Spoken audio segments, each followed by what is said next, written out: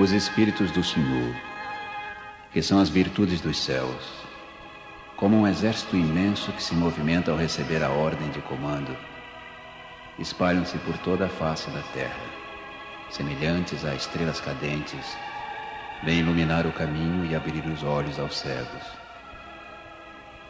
Eu vos digo em verdade que são chegados os tempos em que todas as coisas devem ser restabelecidas no seu verdadeiro sentido para dissipar as trevas, confundir os orgulhosos e glorificar os justos. As grandes vozes do céu ressoam como o toque da trombeta e os coros dos anjos se reúnem. Homens, nós vos convidamos ao divino concerto. Que vossas mãos tomem a lira, que vossas vozes se unam e num hino sagrado se estendam e vibrem de um extremo do universo ao outro. Homens, irmãos amados, estamos juntos de vós. Amai-vos também uns aos outros e dizei, do fundo de vosso coração, fazendo a vontade do Pai que está no céu: Senhor, Senhor, e podereis entrar no reino dos céus.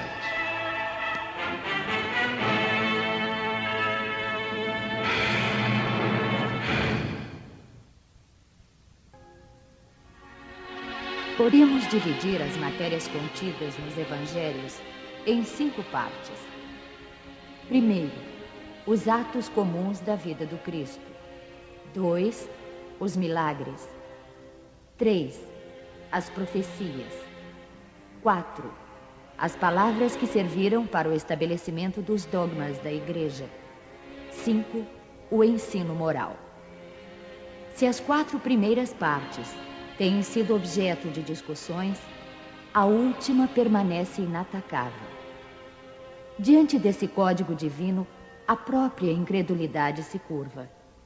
É o terreno em que todos os cultos podem encontrar-se, a bandeira sob a qual todos podem abrigar-se, por mais diferentes que sejam as suas crenças. Porque nunca foi objeto de disputas religiosas, sempre e por toda parte provocadas pelos dogmas. Se o discutissem, as seitas teriam nele encontrado a sua própria condenação, porque a maioria delas se apegaram mais à parte mística do que à parte moral, que exige a reforma de cada um. Para os homens, em particular, é uma regra de conduta que abrange todas as circunstâncias da vida privada e pública, o princípio de todas as relações sociais fundadas na mais rigorosa justiça. É, por fim, e acima de tudo, o caminho infalível da felicidade a conquistar, uma ponta do véu erguida sobre a vida futura.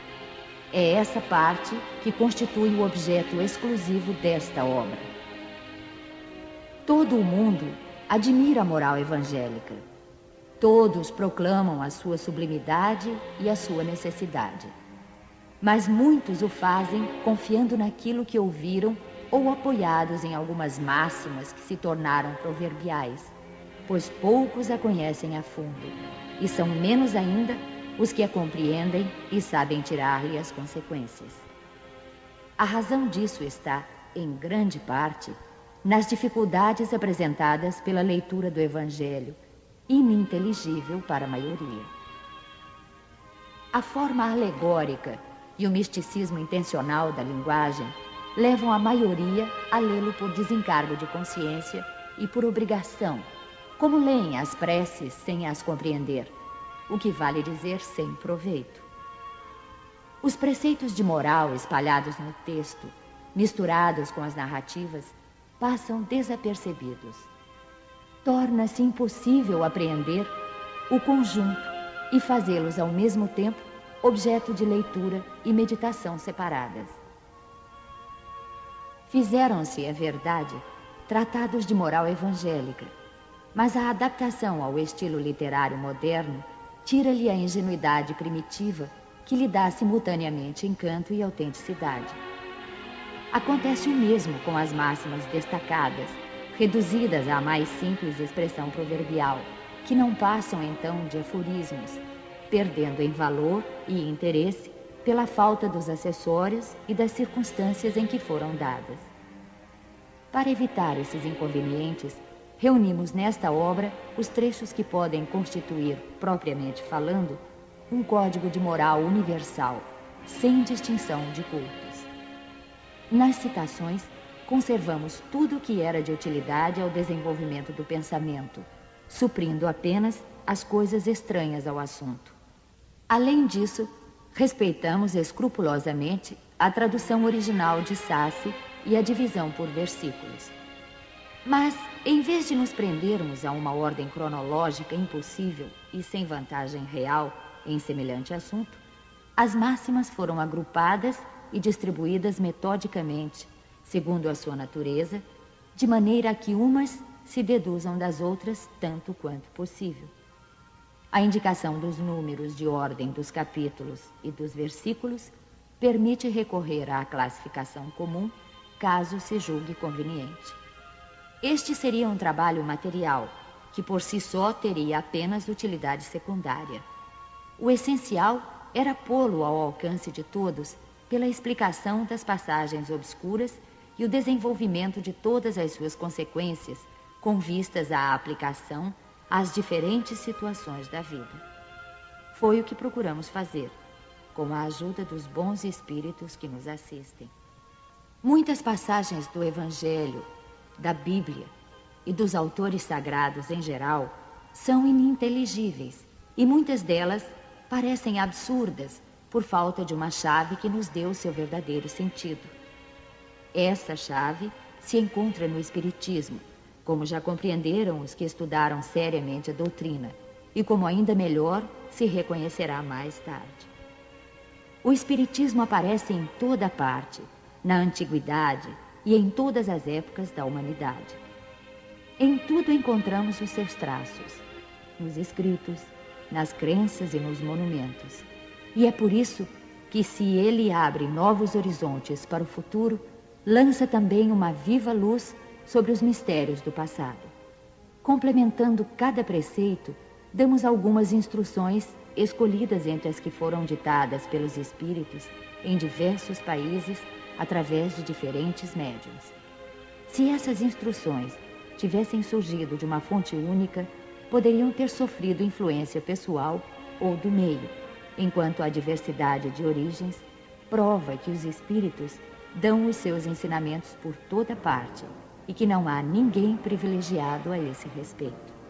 Esta obra é para uso de todos.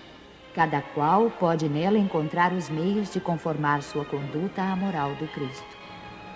Os espíritas encontrarão, além disso, as aplicações que lhes concernem mais especialmente. Graças às comunicações estabelecidas de agora em diante de maneira permanente entre os homens e o mundo invisível, a lei evangélica, ensinada a todas as nações pelos próprios espíritos, não será mais letra morta, porque cada qual a compreenderá e será incessantemente solicitado a pô-la em prática pelos conselhos de seus guias espirituais. As instruções dos espíritos são verdadeiramente as vozes do céu que vêm esclarecer os homens e convidá-los à prática do Evangelho.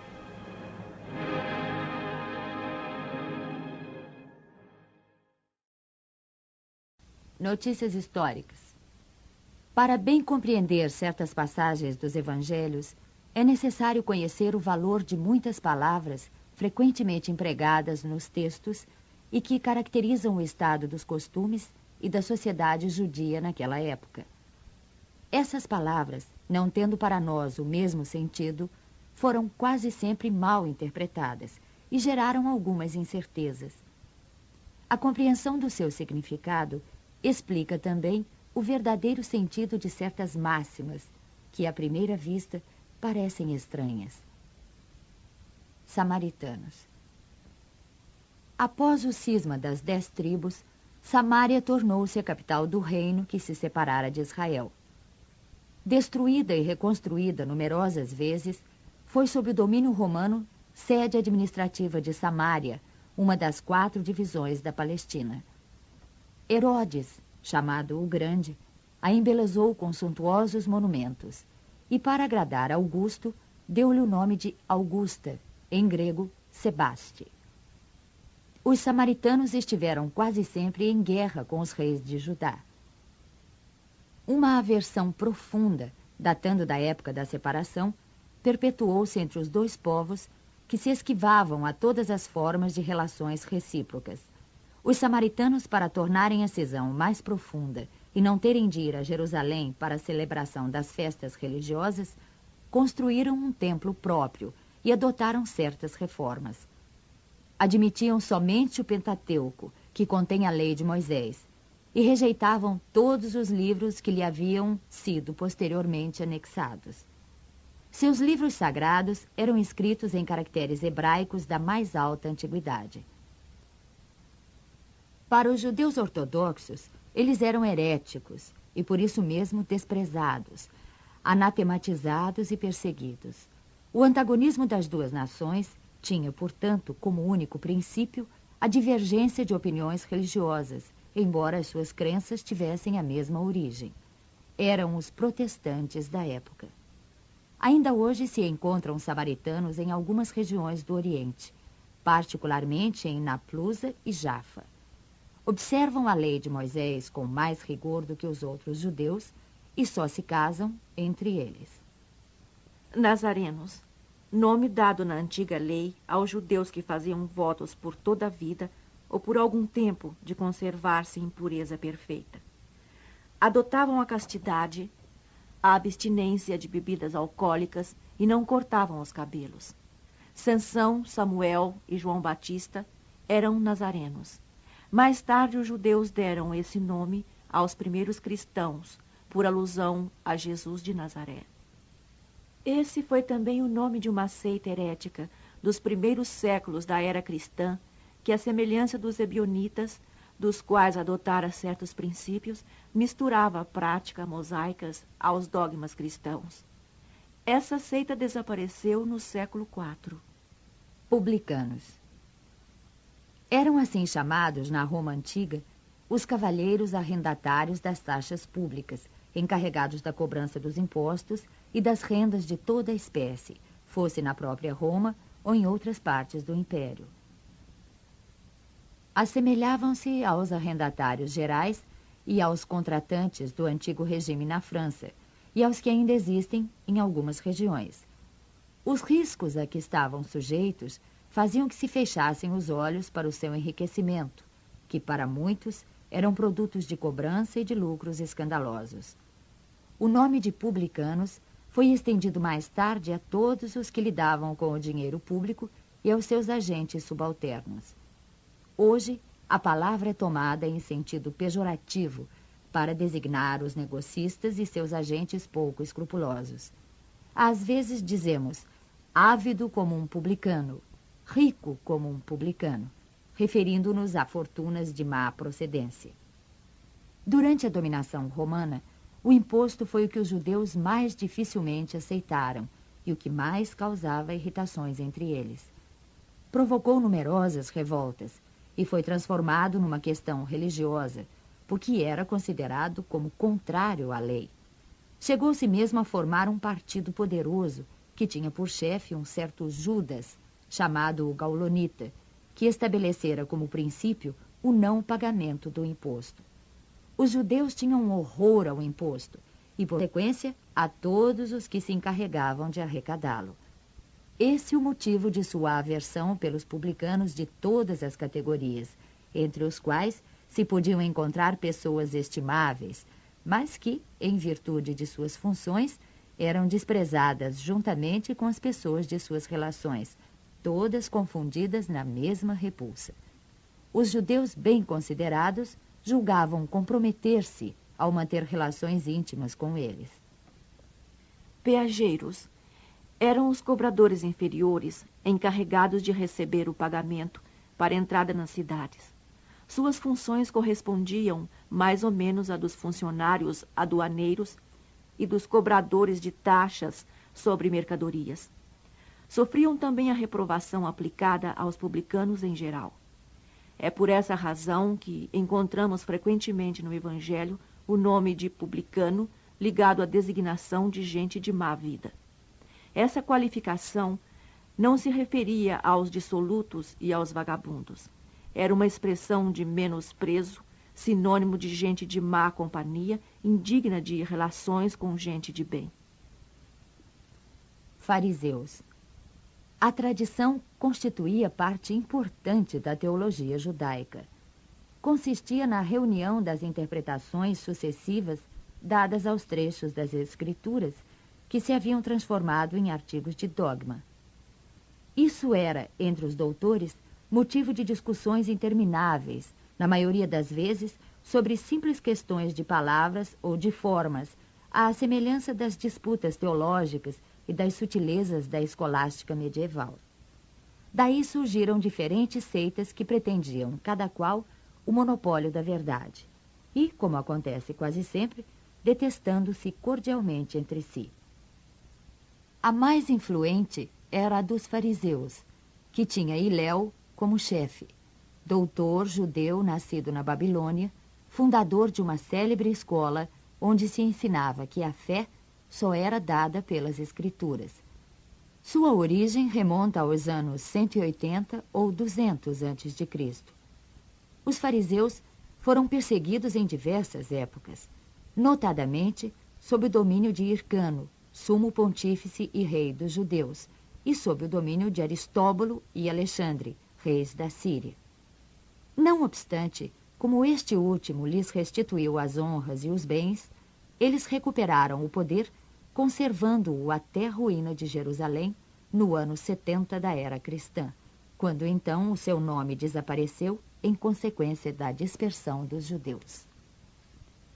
Os fariseus desempenhavam papel ativo nas controvérsias religiosas. Observadores servis das práticas exteriores do culto e das cerimônias, tomados de ardoroso proselitismo, inimigos das inovações, afetavam grande severidade de princípios. Mas, sob as aparências de uma devoção meticulosa, escondiam costumes dissolutos, muito orgulho e, sobretudo, excessivo desejo de dominação. A religião, para eles, era mais um meio de subir do que objeto de fé sincera. Tinham apenas exterioridades e ostentação de virtudes, mas com isso exerciam grande influência sobre o povo, passando para este como santos personagens. Eis porque eram muito poderosos em Jerusalém. Criam, ou pelo menos professavam crer na providência, na imortalidade da alma, na eternidade das penas e na ressurreição dos mortos. Jesus, que acima de tudo prezava a simplicidade e as qualidades de coração, que preferia da lei o espírito que vivifica à letra que mata, entregou-se durante toda a sua missão a desmascarar essa hipocrisia e, em consequência, os transformou em seus inimigos encarniçados.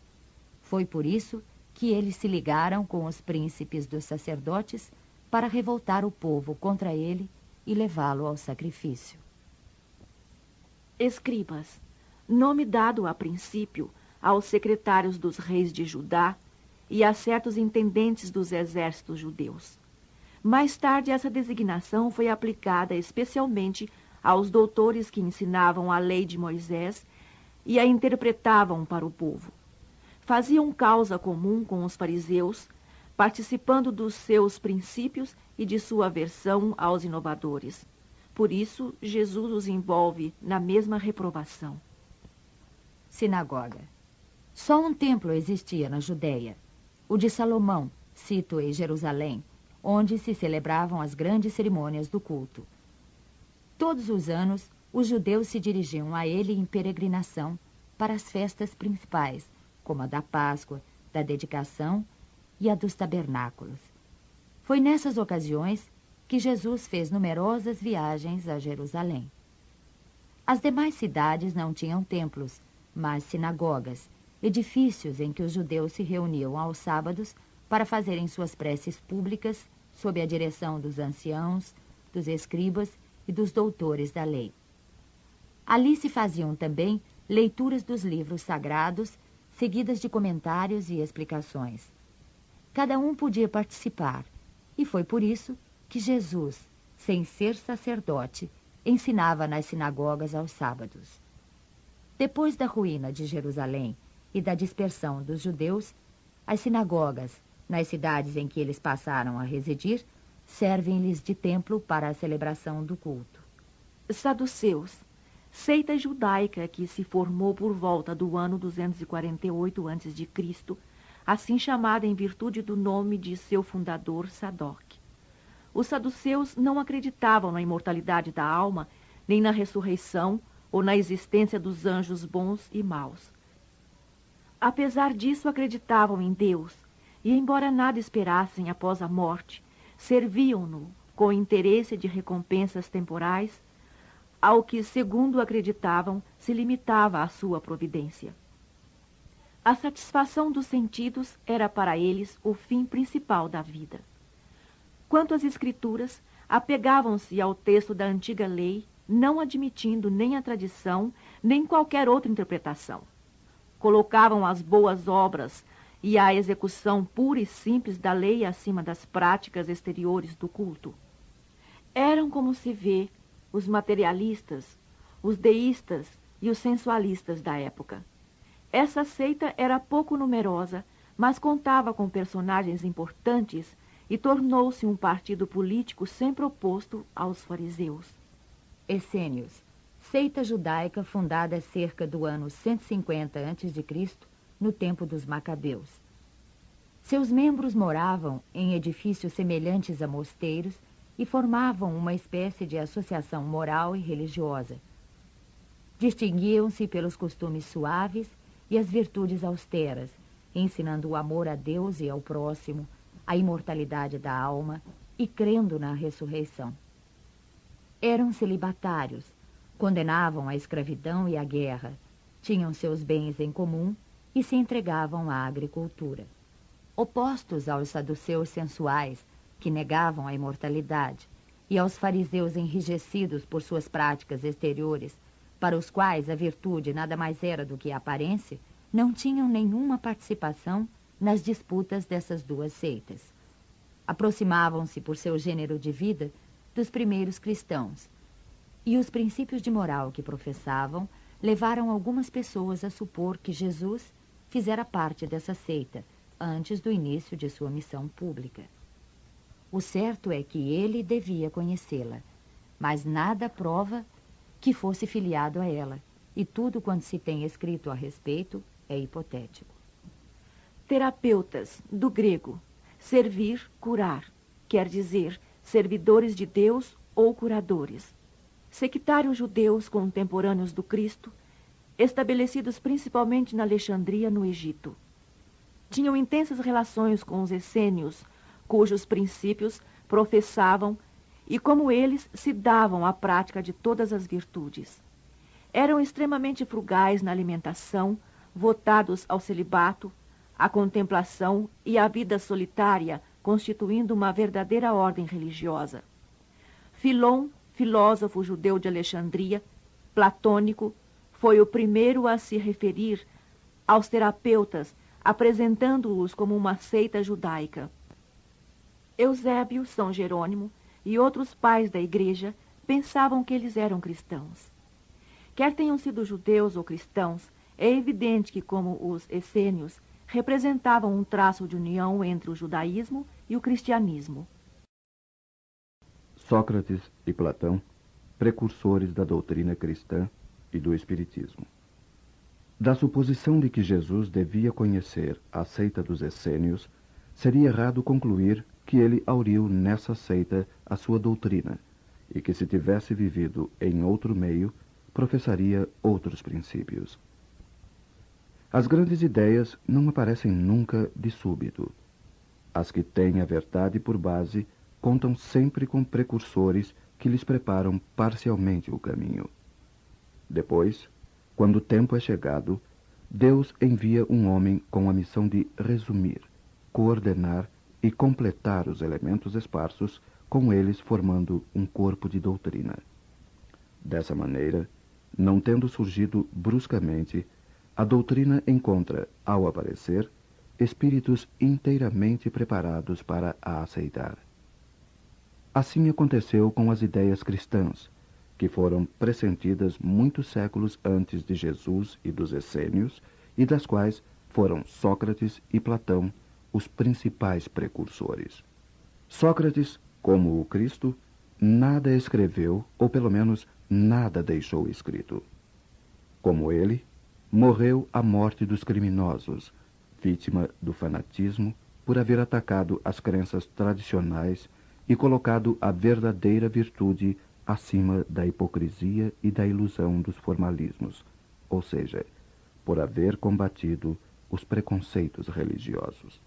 Assim como Jesus foi acusado pelos fariseus de corromper o povo com os seus ensinos, ele também foi acusado pelos fariseus do seu tempo, pois que os tem havido em todas as épocas, de corromper a juventude ao proclamar o dogma da unicidade de Deus, da imortalidade da alma e da existência da vida futura. Da mesma maneira, porque hoje só conhecemos a doutrina de Jesus pelos escritos dos seus discípulos, também só conhecemos a de Sócrates pelos escritos de seu discípulo Platão. Consideramos útil resumir aqui os seus pontos principais para demonstrar sua concordância com os princípios do cristianismo.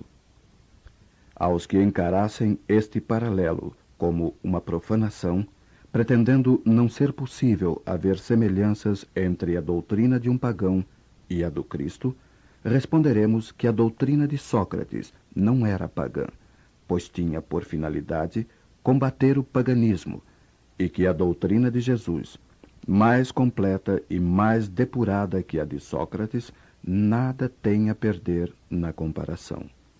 A grandeza da missão divina do Cristo não poderá ser diminuída. Além disso, trata-se de fatos históricos que não podem ser escondidos. O homem atingiu um ponto em que a luz sai por si mesma debaixo do alqueire e o encontra maduro para a enfrentar. Tanto pior para os que temem abrir os olhos. É chegado o tempo de encarar as coisas do alto, com amplitude, e não mais do ponto de vista mesquinho e estreito dos interesses de seitas e de castas. Estas citações provarão, além disso, que se Sócrates e Platão pressentiram as ideias cristãs, encontram-se igualmente na doutrina de ambos os princípios fundamentais do Espiritismo. Resumo da doutrina de Sócrates e Platão. O homem é uma alma encarnada. Antes de sua encarnação, ela existia junto aos modelos primordiais, as ideias do verdadeiro, do bem e do belo. Separou-se delas ao encarnar-se e, lembrando seu passado, sente-se mais ou menos atormentada pelo desejo de a elas voltar. Não se pode enunciar mais claramente a distinção e a independência dos dois princípios, o inteligente e o material.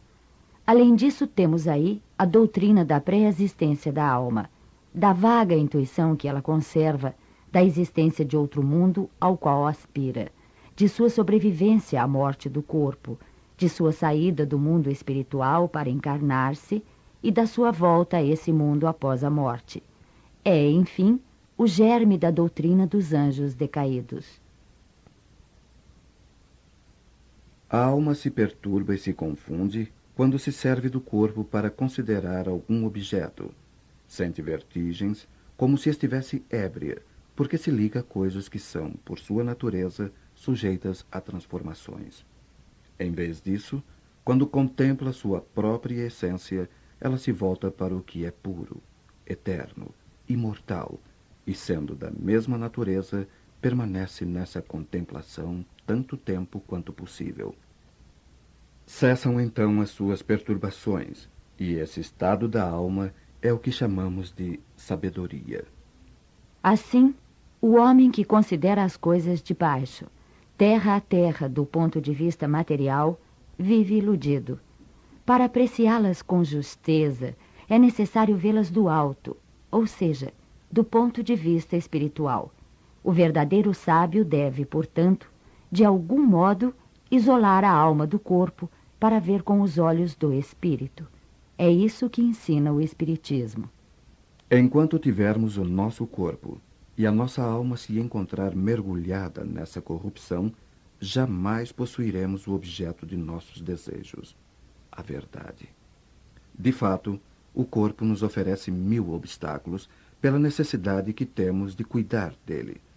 Além disso, nos enche de desejos, de apetites, de temores, de 1000 quimeras e de 1000 tolices, de maneira que, com ele, é impossível sermos sábios por um instante.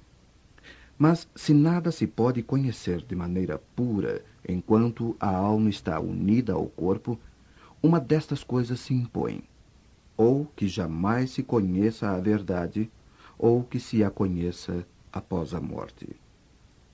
Livres da loucura do corpo, então conversaremos. É de esperar-se, com homens igualmente livres, e conheceremos por nós mesmos a essência das coisas. Eis porque os verdadeiros filósofos se preparam para morrer, e a morte não lhes parece de maneira alguma temível. Temos aí o princípio das faculdades da alma obscurecidas pela mediação dos órgãos corporais e da expansão dessas faculdades depois da morte. Mas trata-se aqui das almas evoluídas, já depuradas. Não acontece o mesmo com as almas impuras. A alma impura, nesse estado, encontra-se pesada e é novamente arrastada para o mundo visível, pelo horror do que é invisível e imaterial. Ela erra, então, segundo se diz, ao redor dos monumentos e dos túmulos, junto dos quais foram vistos às vezes fantasmas tenebrosos, como devem ser as imagens das almas que deixaram o corpo sem estar inteiramente puras e que conservam alguma coisa da forma material, o que permite aos nossos olhos percebê-las. Essas não são as almas dos bons, mas as dos maus, forçadas a errar nesses lugares onde carregam as penas de sua vida passada e onde continuam a errar até que os apetites inerentes à sua forma material as devolvam a um corpo. Então, elas retomam, sem dúvida, os mesmos costumes que durante a vida anterior eram de sua predileção. Não somente o princípio da reencarnação está aqui claramente expresso, mas também o estado das almas que ainda estão sob o domínio da matéria é descrito tal como o Espiritismo o demonstra nas evocações. E há mais, pois afirma-se que a reencarnação é uma consequência da impureza da alma, enquanto as almas purificadas estão livres dela. O Espiritismo não diz outra coisa, apenas acrescenta que a alma que tomou boas resoluções na erraticidade e que tem conhecimentos adquiridos trará menos defeitos ao renascer, mais virtudes e mais ideias intuitivas do que na existência precedente, e que assim cada existência marca para ela um progresso intelectual e moral. Após a nossa morte, o gênio daimon ou démon, que nos havia sido designado durante a vida, nos leva a um lugar onde se reúnem todos os que devem ser conduzidos ao Hades, para o julgamento. As almas, depois de permanecerem no Hades o tempo necessário, são reconduzidas a esta vida por numerosos e longos períodos. Esta é a doutrina dos anjos guardiães ou espíritos protetores e das reencarnações sucessivas, após intervalos mais ou menos longos de erraticidade. Os demônios preenchem o espaço que separa o céu da terra. São o laço que liga o grande todo consigo mesmo. A divindade não entra jamais em comunicação direta com os homens, mas é por meio dos demônios que os deuses se relacionam e conversam com eles, seja durante o estado de vigília, seja durante o sono. A palavra démon, da qual se originou demônio, não era tomada no mau sentido pela antiguidade, como entre os modernos. Não se aplicava essa palavra exclusivamente aos seres malfazejos, mas aos espíritos em geral, entre os quais se distinguiam os espíritos superiores, chamados deuses, e os espíritos menos elevados, ou demônios propriamente ditos, que se comunicavam diretamente com os homens. O Espiritismo ensina também que os espíritos povoam o espaço, que Deus não se comunica com os homens, senão por intermédio dos espíritos puros, encarregados de nos transmitir a sua vontade, que os espíritos se comunicam conosco durante o estado de vigília e durante o sono. Substituí a palavra demônio pela palavra espírito e tereis a doutrina espírita. Ponde a palavra anjo e tereis a doutrina cristã. A preocupação constante do filósofo, tal como compreendem Sócrates e Platão, é a de ter o maior cuidado com a alma, menos em vista desta vida, que é apenas um instante, do que em vista da eternidade. Se a alma é imortal, não é sábio viver com vistas à eternidade? O cristianismo e o espiritismo ensinam a mesma coisa. Se a alma é imaterial, ela deve passar, após esta vida, para um mundo igualmente invisível e imaterial, da mesma maneira que o corpo, ao decompor-se, retorna à matéria. Importa somente distinguir bem a alma pura, verdadeiramente imaterial, que se nutre, como Deus, de ciência e de pensamento, da alma mais ou menos manchada de impurezas materiais, que a impedem de elevar-se ao divino, retendo-a nos lugares de sua passagem pela terra. Sócrates e Platão, como se vê, compreendiam perfeitamente os diferentes graus de desmaterialização da alma. Eles insistem sobre as diferenças de situação que resultam, para ela, de sua maior ou menor pureza. Isso que eles diziam por intuição, o Espiritismo o prova pelos numerosos exemplos que nos põe diante dos olhos. Se a morte fosse a dissolução total do homem, isso seria de grande vantagem para os maus, que após a morte estariam livres, ao mesmo tempo, de seus corpos, de suas almas e de seus vícios. Aquele que adornou sua alma, não com enfeites estranhos, mas com os que lhe são próprios, ele somente poderá esperar com tranquilidade a hora de sua partida para o outro mundo. Em outros termos, quer dizer que o materialismo, que proclama o nada após a morte, seria a negação de toda responsabilidade moral ulterior e, por conseguinte, um estímulo ao mal, que o malvado tem tudo a ganhar com o nada, que o homem que se livrou dos seus vícios e se enriqueceu de virtudes é o único que pode esperar tranquilamente o despertar na outra vida.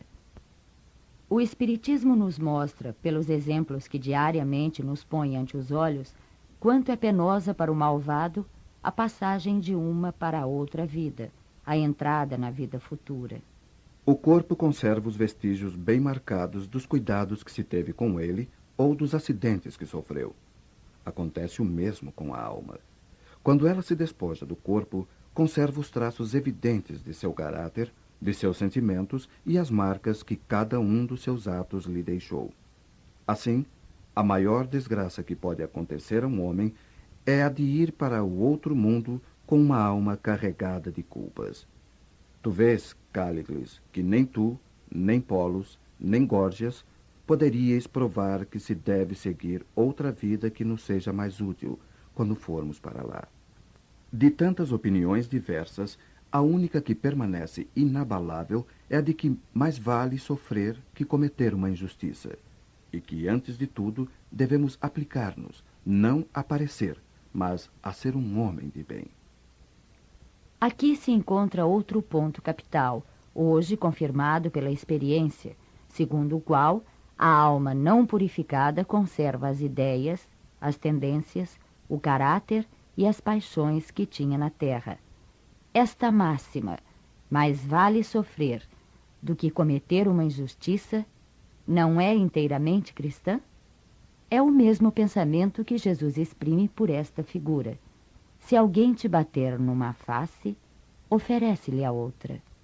De duas uma, ou a morte é a destruição absoluta, ou é a passagem de uma alma para outro lugar. Se tudo deve extinguir-se, a morte é como uma dessas noites que passamos sem sonhar e sem nenhuma consciência de nós mesmos. Mas se a morte é apenas uma mudança, a passagem para um lugar em que os mortos devem reunir-se, que felicidade a de ali reencontrar os nossos conhecidos. Meu maior prazer seria o de examinar de perto os habitantes dessa morada e dentre eles distinguir, como aqui, os que são sábios dos que creem sê-lo e não o são. Mas já é tempo de partirmos. Eu para morrer e vós para viver. Segundo Sócrates, os homens que viveram na Terra encontram-se depois da morte e se reconhecem. O Espiritismo nos mostra continuando suas relações, de tal maneira que a morte não é uma interrupção, nem uma cessação da vida, mas uma transformação sem solução de continuidade. Sócrates e Platão, se tivessem conhecido os ensinamentos que o Cristo daria 500 anos mais tarde e os que o Espiritismo hoje nos dá, não teriam falado de outra maneira. Nisso nada há que nos deva surpreender, se considerarmos que as grandes verdades são eternas e que os espíritos adiantados devem tê-las conhecido antes de vir para a Terra, para onde as trouxeram. Se considerarmos ainda que Sócrates, Platão e os grandes filósofos do seu tempo podiam estar, mais tarde, entre aqueles que secundaram o Cristo na sua divina missão, sendo escolhidos precisamente porque estavam mais aptos do que outros a compreender os seus sublimes ensinos. E que eles podem, por fim, participar hoje da grande pleiade de espíritos encarregados de vir ensinar aos homens as mesmas verdades. Não se deve nunca retribuir a injustiça com a injustiça, nem fazer mal a ninguém, qualquer que seja o mal que nos tenham feito. Poucas pessoas, entretanto, admitem esse princípio, e as que não concordam com ele só podem desprezar-se umas às outras. Não é este o princípio da caridade, que nos ensina a não retribuir o mal com o mal e a perdoar aos inimigos? É pelos frutos que se conhece a árvore. É necessário qualificar cada ação segundo o que ela produz. Chamá-la má quando a sua consequência é má, e boa quando produz o bem. Esta máxima, é pelos frutos que se reconhece a árvore, encontra-se textualmente repetida muitas vezes no Evangelho. A riqueza é um grande perigo. Todo homem que ama a riqueza não ama nem a ele, nem ao que possui, mas a uma coisa que é ainda mais estranha do que aquilo que ele possui. As mais belas preces e os mais belos sacrifícios agradam menos à divindade do que uma alma virtuosa que se esforça por assemelhar-se a ela. Seria grave que os deuses se interessassem mais pelas nossas oferendas do que pelas nossas almas. Dessa maneira, os maiores culpados poderiam conquistar os seus favores. Mas não, pois só são verdadeiramente sábios e justos os que por suas palavras e seus atos resgatam o que devem aos deuses e aos homens. Chamo de homem vicioso ao amante vulgar que ama mais ao corpo que à alma. O amor está por toda a natureza e incita-nos a exercer a nossa inteligência. Encontramo-lo até mesmo no movimento dos astros. É o amor que adorna a natureza com suas ricas alfombras. Ele se enfeita e fixa a sua morada onde encontra flores e perfumes. É ainda o amor que traz a paz aos homens, a calmaria ao mar, o silêncio aos ventos e o sossego à dor. O amor, que deve unir os homens por um sentimento de fraternidade, é uma consequência dessa teoria de Platão sobre o amor universal como lei da natureza. Sócrates, tendo dito que o amor não é um deus nem um mortal, mas um grande demônio, ou seja, um grande espírito que preside ao amor universal, esta afirmação lhe foi sobretudo imputada como crime. A virtude não pode ser ensinada. Ela vem por um dom de Deus aos que a possuem. É quase a doutrina cristã sobre a graça. Mas se a virtude é um dom de Deus, então é um favor, e pode perguntar-se por que não é concedida a todos. De outro lado, se ela é um dom, não há mérito de parte daquele que a possui. O Espiritismo é mais explícito. Ele ensina que aquele que a possui a adquiriu pelos seus esforços nas vidas sucessivas, ao livrar-se pouco a pouco das suas imperfeições. A graça é a força que Deus concede a todo homem de boa vontade para se livrar do mal e fazer o bem. Há uma disposição natural em cada um de nós para nos apercebermos bem menos dos nossos defeitos do que dos defeitos alheios. O Evangelho diz: vês a aresta no olho do teu irmão e não vês a trave no teu? Se os médicos fracassam na maior parte das doenças, é porque tratam do corpo sem a alma, e porque, se o todo não se encontra em bom estado, é impossível que a parte esteja bem. O Espiritismo oferece a chave das relações entre a alma e o corpo e prova que existe incessante reação de um sobre o outro. Ele abre, assim, novo caminho à ciência, mostrando-lhe a verdadeira causa de certas afecções, dá-lhe os meios de combatê-las. Quando ela levar em conta a ação do elemento espiritual na economia orgânica, fracassará menos. Todos os homens, desde a infância, fazem mais mal do que bem. Estas palavras de Sócrates tocam à grave questão da predominância do mal na Terra, questão insolúvel sem o conhecimento da pluralidade dos mundos e do destino da Terra, onde se encontra apenas uma pequena fração da humanidade. Só o Espiritismo lhe dá solução, que é desenvolvida logo adiante nos capítulos 2, 3 e 5. A sabedoria está em não pensares que sabes aquilo que não sabes. Isto vai endereçado àqueles que criticam as coisas de que, frequentemente, nada sabem. Platão completa este pensamento de Sócrates ao dizer: tentemos primeiro torná-los, se possível, mais honestos nas palavras. Se não o conseguirmos, não nos ocupemos mais deles, e não busquemos mais do que a verdade. Tratemos de nos instruir, mas não nos aborreçamos. É assim que devem agir os espíritas com relação aos seus contraditores de boa ou de má fé. Se Platão revivesse hoje, encontraria as coisas mais ou menos como no seu tempo, e poderia usar a mesma linguagem. Sócrates também encontraria quem zombasse de sua crença nos espíritos e o tratasse de louco, assim como ao seu discípulo Platão.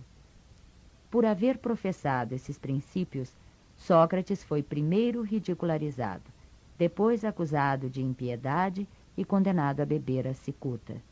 Tanto é certo que as grandes verdades novas, levantando contra elas os interesses e os preconceitos que ferem, não podem ser estabelecidas sem lutas e sem mártires.